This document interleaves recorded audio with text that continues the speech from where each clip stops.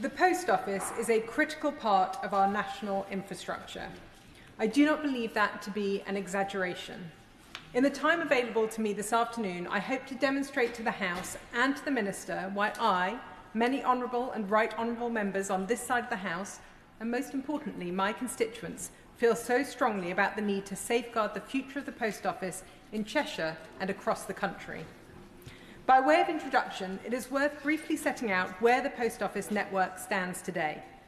In November 2010, the then Conservative-led government introduced a mandate requiring the post office to maintain a national network of at least 11,500 branches, alongside access criteria ensuring that 99% of the population live within 3 miles of a post office.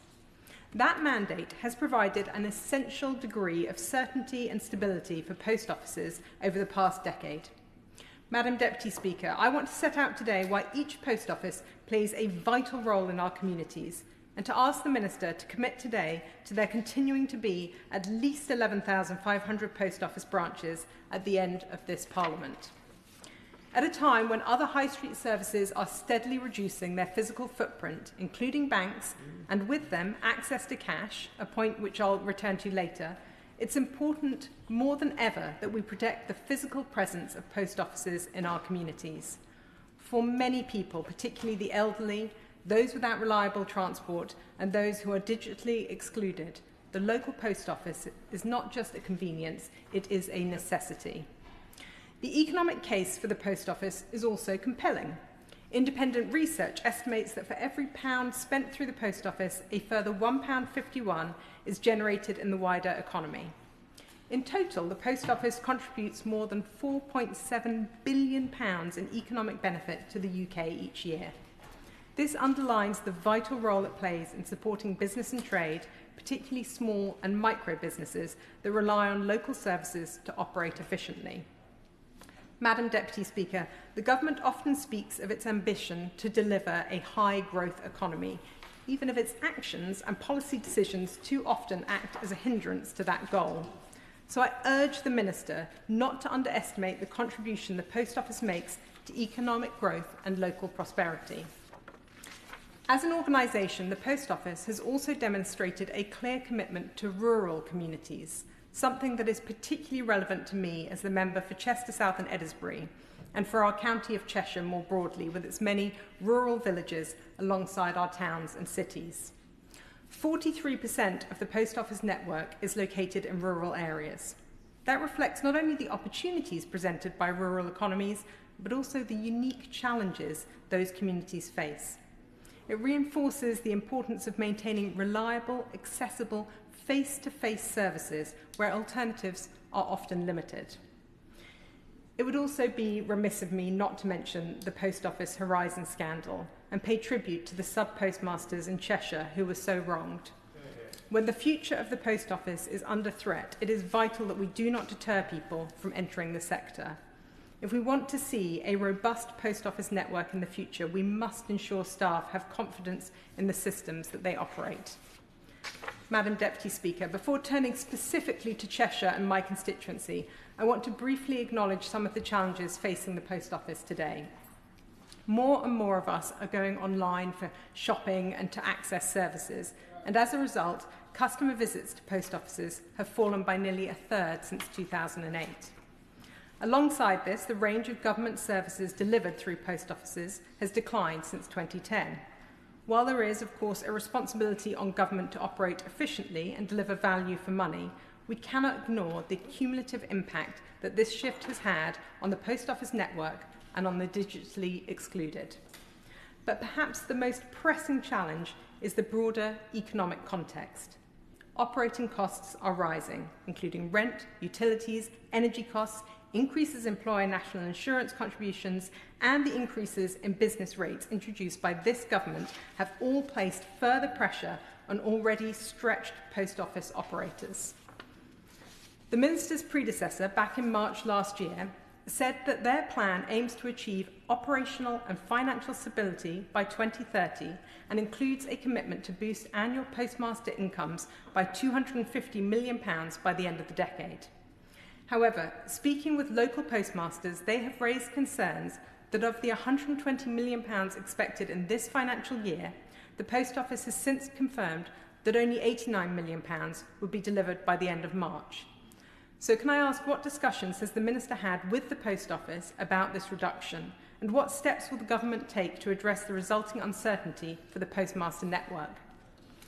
The financial challenges post offices face are real. They are acute and they must be properly understood by the Government. With that context established, Madam Deputy Speaker, I want to turn to Cheshire and in particular my constituency of Chester South and Eddisbury. There are 21 post office branches across my constituency. I want to highlight a small number of examples that demonstrate both the immense value these post offices provide and the very real consequences when services are lost or reduced.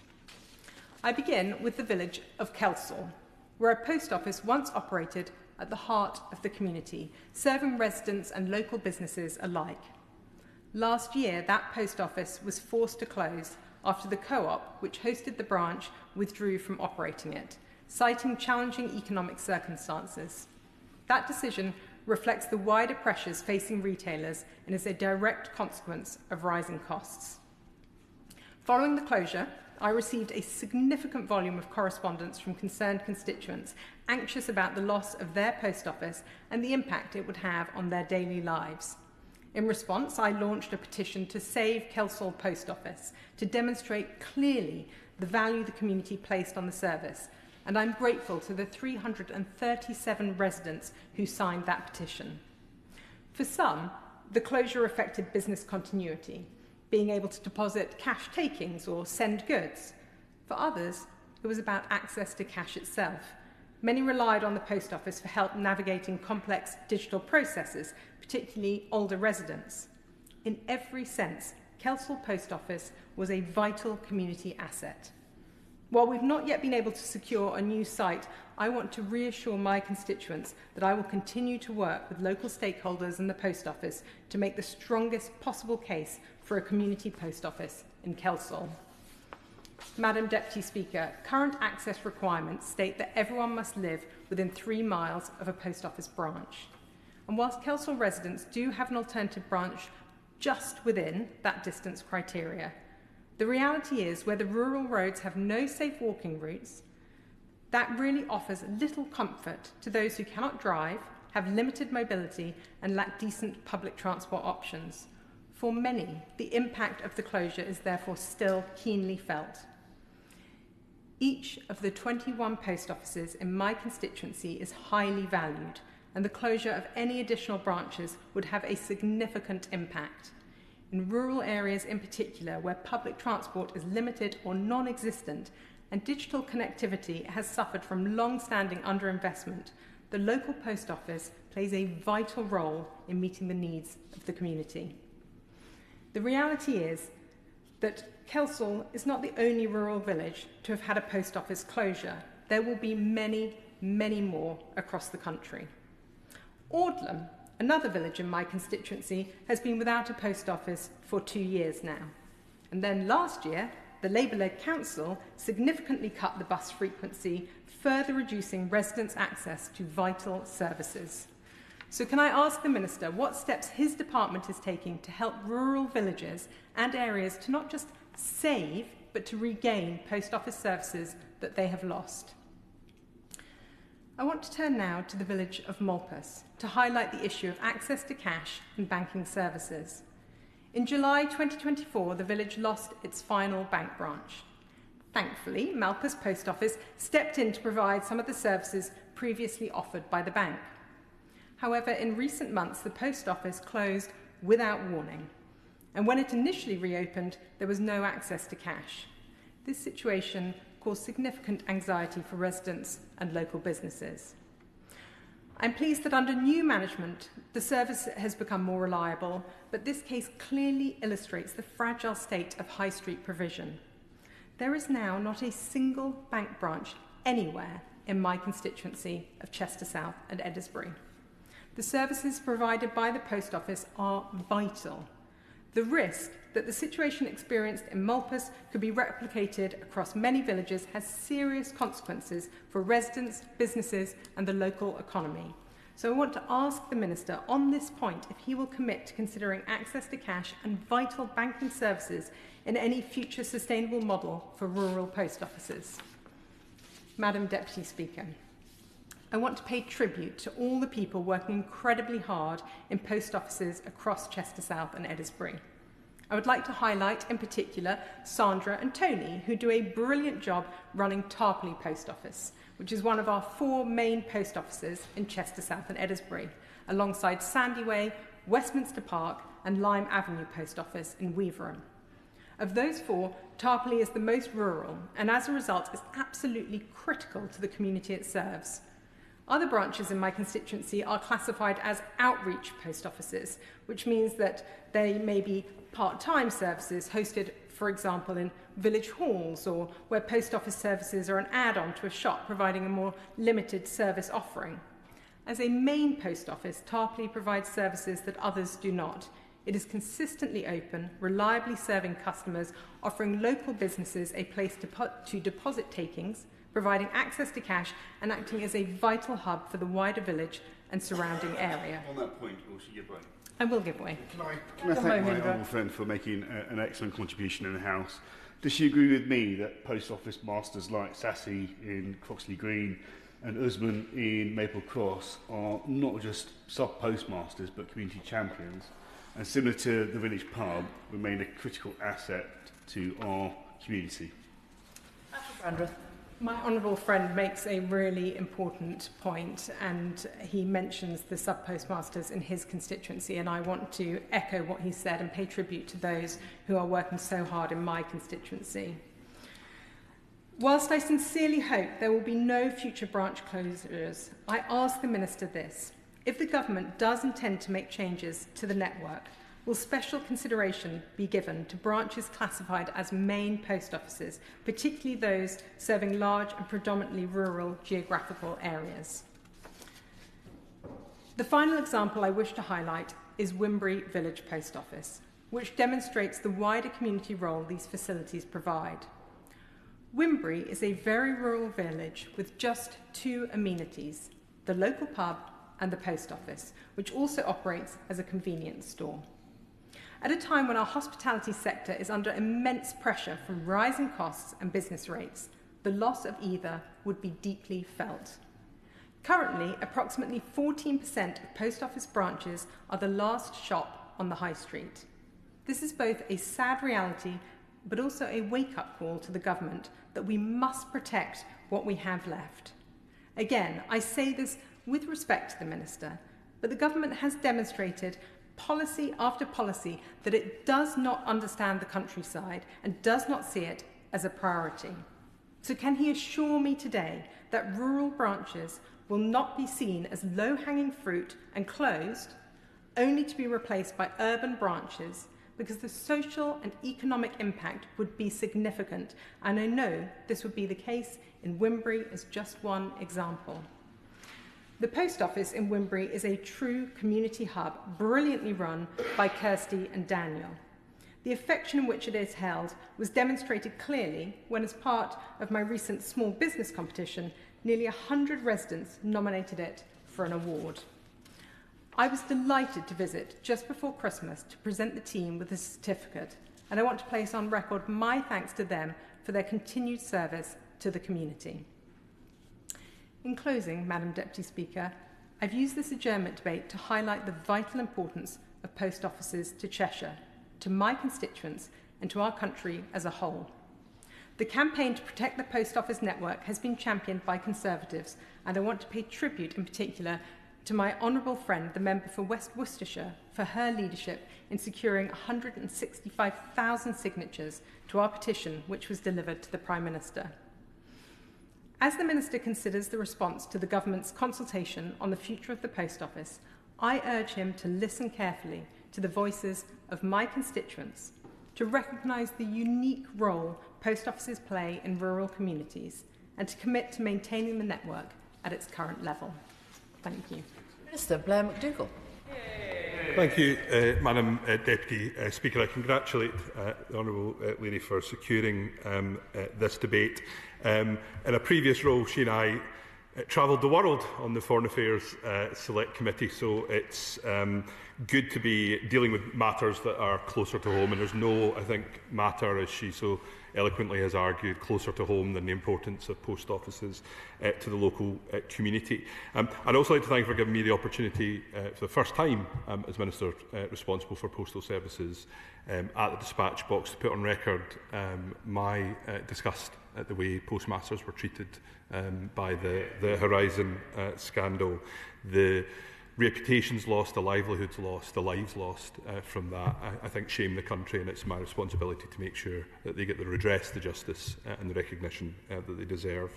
As she rightly argues, post offices are so valued by local communities, not just because of the economic impact that they have. They, of course, route local high streets. They bring footfall to high streets. In many places, as she says, they are the only shop in the village, but they are also essential community hubs.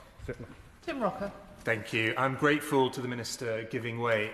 Disley in my constituency saw its post office close in July last year in slightly dubious circumstances. The honourable members made a very powerful case about how in rural and semi-rural areas post offices are really important. So will the Minister join in me on asking the post office to redouble its efforts to reopen the post office in Disley?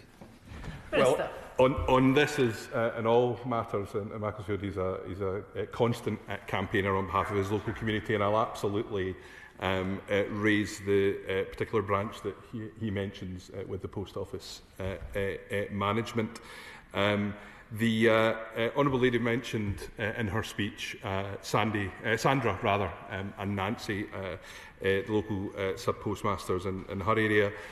For my community, I think of Nancy from the Harvey Avenue post office in Newton Mearns, who plays a similar role, not just serving people, but as that cornerstone of the local community. And that network she speaks about of the 11,000 branches the post office has makes it the largest retail network in the country, with an unrivalled reach into our cities, towns and villages, which is why it's so important to have this debate today.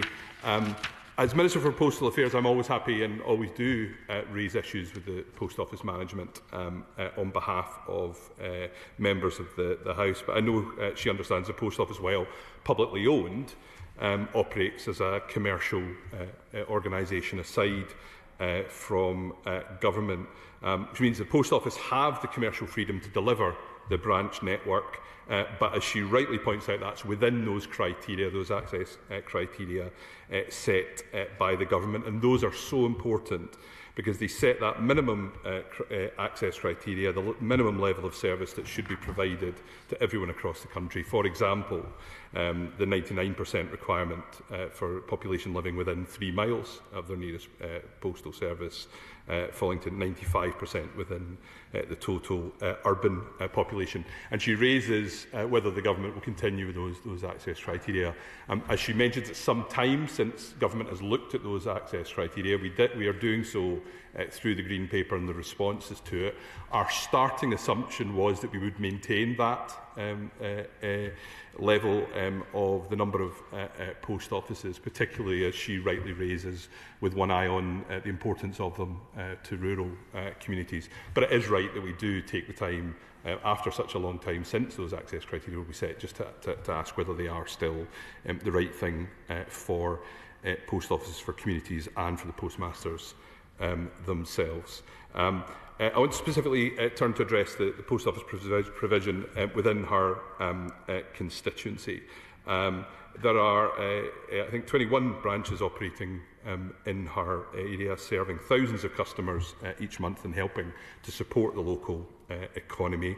She raises the research, I think, from my department about the economic value of that across the country, some £5.2 billion in social value and about 1.3 billion for local SMEs, and that value is particularly felt, I know, in her constituency, and particularly felt in other constituencies with large rural areas.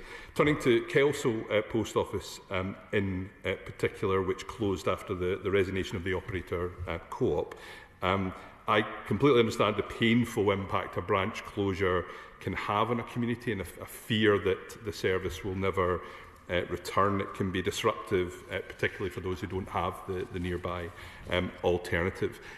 In a franchise model, I know she comes from a small business background herself. There will be fluctuations, as happens in business, particularly a network made up of so many small businesses, and the commercial decisions behind that. But I hope I can read the fact that Post Office are currently running an advertisement to try to find suitable alternative operators for that branch as some reassurance for her and her constituent. The time it takes to reopen a branch varies, of course, depending on the circumstances. But at the end of that process, our access criteria is there to try and ensure that however much the exact form the network takes, the services remain within reach of the citizens. But I hope that we can find that suitable operator for the Kelsall branch soon through the Post Office. She mentions the Post Office, like any retailer, is facing pressures from continually evolving consumer behaviours and all the other pressures that businesses, and particularly small businesses, face. So while access to government services and post offices is very important to many customers, services are not utilised as much as they were in the past for post offices. People are sending fewer letters through the post office counter network year after year. But on the other hand, as she rightly raises, cash and banking services have become so important to the post office. She asked for some reassurance on that. I should say that I absolutely, as Post Office Minister, recognise how important and essential that part of the business is for the Post Office. And I welcome Banking Framework 4, the agreement between the major banks and the Post Office that's come into effect this year.